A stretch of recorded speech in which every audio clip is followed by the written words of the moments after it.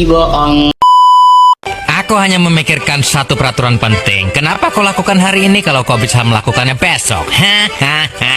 Few moments later.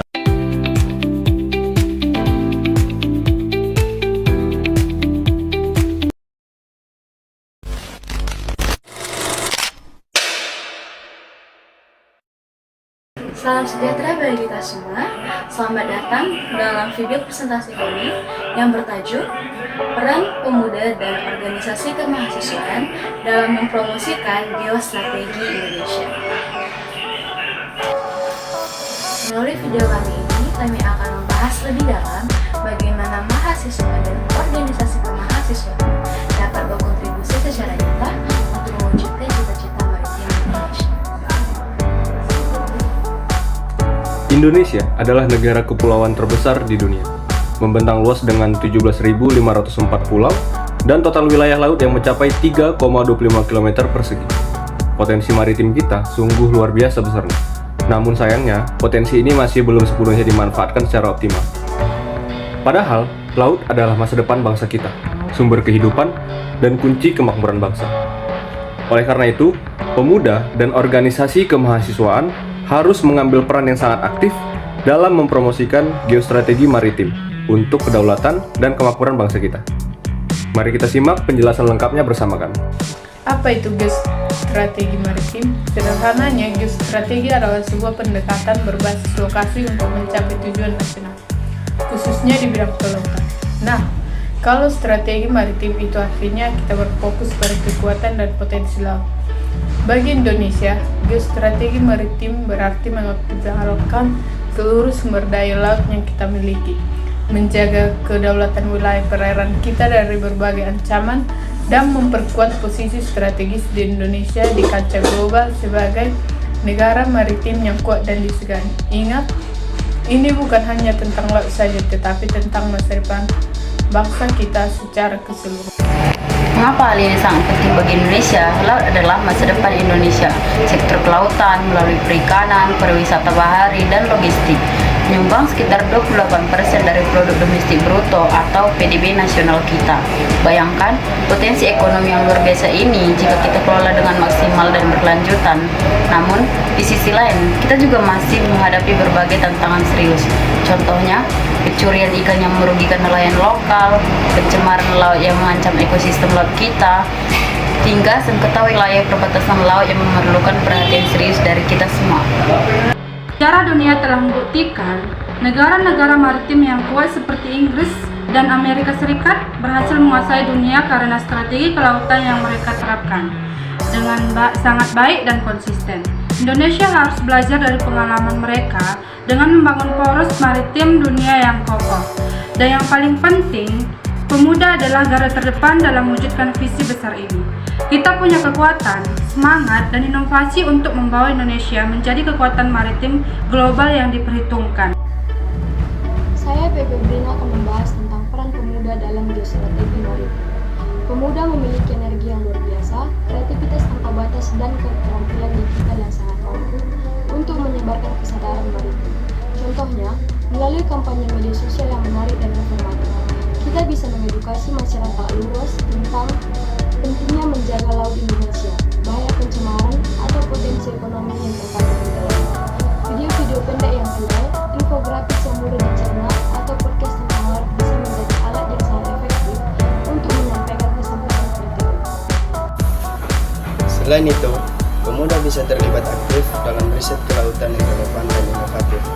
Misalnya, kita bisa melakukan pemetaan wilayah pesisir yang rentan abrasi, studi biodiversitas laut untuk menemukan spesies baru atau mengembangkan obat-obatan dari biota laut, atau bahkan menciptakan inovasi teknologi maritim seperti alat deteksi dini pencemaran atau kapal ramah lingkungan.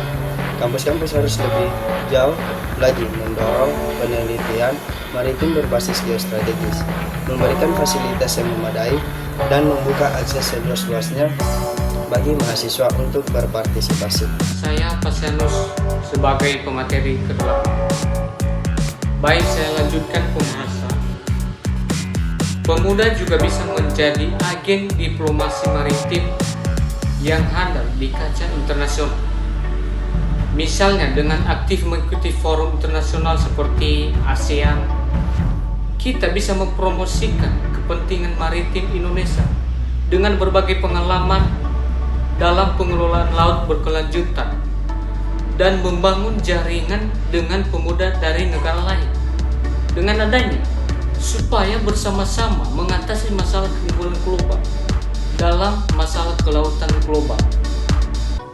Suara pemuda Indonesia juga harus didengar dan harus dipercantumkan dalam forum-forum global.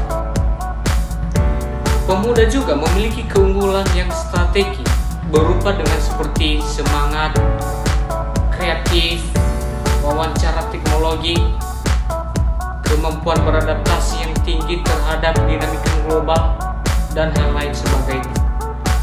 Dan ini juga menjadi pemuda aset bangsa dalam mempromosikan isu-isu maritim seperti perlindungan ekosistem laut, penguatan ekonomi biru, pengelolaan sumber daya alam secara berkelanjutan, dan penanggulangan kejahatan laut seperti ilegal, kejahatan fishing, dan pencemaran yang lain. Baik, demikian saya persilakan kepada pemateri selanjutnya. Perkenalkan, saya Catherine sebagai penyaji ke-9. Tak kalah penting, pemuda harus jadi garda terdepan dalam mendorong kebijakan pro-maritim. Dengan mengikuti organisasi mahasiswa, kita bisa menyarankan isu-isu berkelanjutan kepada pemerintah dan DPR. Kita bisa mengadvokasi regulasi yang ketat terhadap illegal fishing yang merugikan negara, mendesak peningkatan anggaran untuk konversi laut, atau mendorong pengembangan industri perikanan berkelanjutan yang menyejahterakan nelayan. Suara kita, suara pemuda, harus menjadi pertimbangan utama dalam setiap kebijakan yang berkaitan dengan laut. Terakhir, pemuda harus membangun jiwa kewirausahaan maritim. Contohnya, kita bisa membangun startup di bidang perikanan yang menerapkan teknologi modern untuk meningkatkan hasil tangkapan. Ekowisata bahari yang bertanggung jawab dan memberdaya masyarakat lokal, atau teknologi pelabuhan yang efisien dan ramah lingkungan untuk memperkuat ekonomi biru Indonesia. Kita tidak hanya menjadi pengguna, tapi juga pencipta ekonomi dari laut kita sendiri. Selain itu, semangat kolaborasi antara pemuda dari berbagai disiplin ilmu juga sangat dibutuhkan. Mahasiswa dari Fakultas Hukum bisa fokus pada advokasi kebijakan, mahasiswa teknik bisa mengembangkan inovasi teknologi, sementara mahasiswa ilmu sosial dapat mengedukasi masyarakat. Dengan bersatu dan berkolaborasi, dampak yang kita ciptakan akan jauh lebih besar dan lebih luas. Organisasi kemahasiswaan adalah wadah strategis yang sangat efektif untuk menggerakkan pemuda dalam mempromosikan geostrategis maritim. Badan Eksekutif Mahasiswa atau BEM, Himpunan Mahasiswa Jurusan dan Unit Kegiatan Mahasiswa atau UKM bisa merancang program kerja berbasis maritim yang menarik dan berdampak nyata. Misalnya kita bisa mengadakan seminar tentang isu-isu kelautan, melakukan ekspedisi laut untuk mengenal lebih dekat potensi maritim di Indonesia, dan atau mengadakan aksi bersih pantai secara rutin untuk menjaga kebersihan laut kita. Contoh konkretnya, BEM UI pernah mengadakan Maritime Youth Forum yang berhasil menghadirkan pakar-pakar kelautan terkemuka dari berbagai bidang. Ini membuktikan bahwa organisasi mahasiswa bisa menjadi jembatan yang sangat efektif antara akademisi, pemerintah, dan masyarakat dalam membahas isu-isu maritim yang kompleks dan mencari solusinya bersama-sama.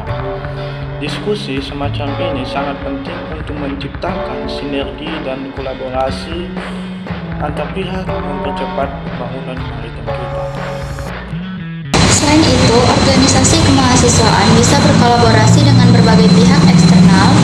Misalnya, kita bisa bekerja sama dengan TNI Angkatan Laut, AL, Kementerian Kelautan dan Perikanan, KKP, atau lembaga swadaya masyarakat, LSM Maritim, untuk mengadakan pelatihan navigasi laut dasar bagi anggota, atau kampanye penanganan sampah plastik di pesisir dan laut.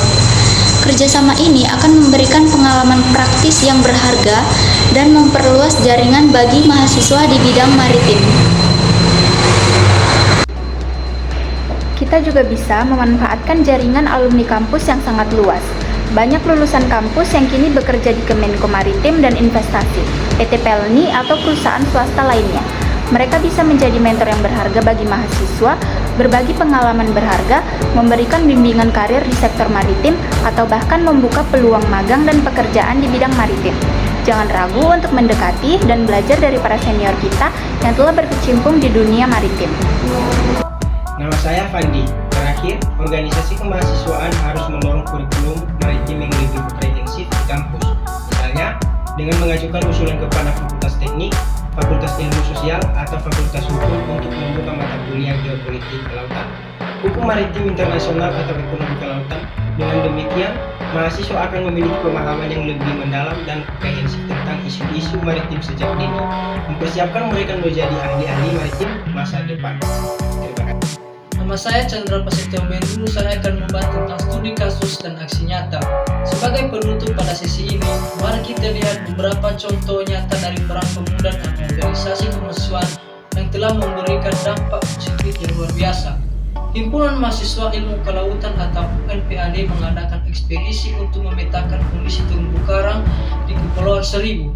Hasil pemetaan ini kemudian digunakan oleh pemerintah daerah setempat untuk program konservasi laut yang lebih terarah dan efektif. Ini menunjukkan bagaimana penelitian mahasiswa bisa berlangsung berkontribusi pada kebijakan dan keberlanjutan lingkungan. Contoh lain yang sangat inspiratif adalah komunitas Maribudis ITB yang berhasil membuat aplikasi laut kita untuk melaporkan kegiatan illegal fishing yang terjadi di perairan Indonesia. Aplikasi ini menjadi alat yang sangat berguna bagi masyarakat dan pihak berwenang dalam memerangi pencurian ikan yang merugikan negara. Ini membuktikan bahwa inovasi yang lahir dari pemikiran pemuda bisa menjadi solusi nyata untuk masalah-masalah kompleks di sekitar sektor maritim Indonesia. Terima kasih. Bahkan dengan saya punya juga kita juga bisa belajar dari gerakan Save di Bali, yang dimana digerakkan oleh beberapa mahasiswa besar dalam mengurangi sampah plastik di pantai-pantai Bali. Gerakan ini tidak hanya membersihkan pantai, tapi juga bisa meningkatkan kesadaran masyarakat tentang bahaya sampah plastik bagi ekosistem laut. Dan hal ini tersebut bisa dilakukan secara pasif dan berkelanjutan. Maka gerakan ini bisa menyelamatkan beberapa ekosistem laut, termasuk ekosistem laut di Indonesia, dari ancaman pencemaran yang serius.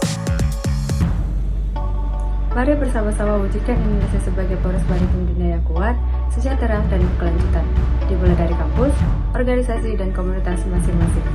Kita bisa membuat perubahan besar yang akan dikenang sepanjang sejarah. Terima kasih telah menyaksikan video presentasi kami. Sampai jumpa di aksi nyata untuk laut Indonesia yang lebih baik. Waalaikumsalam warahmatullahi wabarakatuh. Salam sejahtera.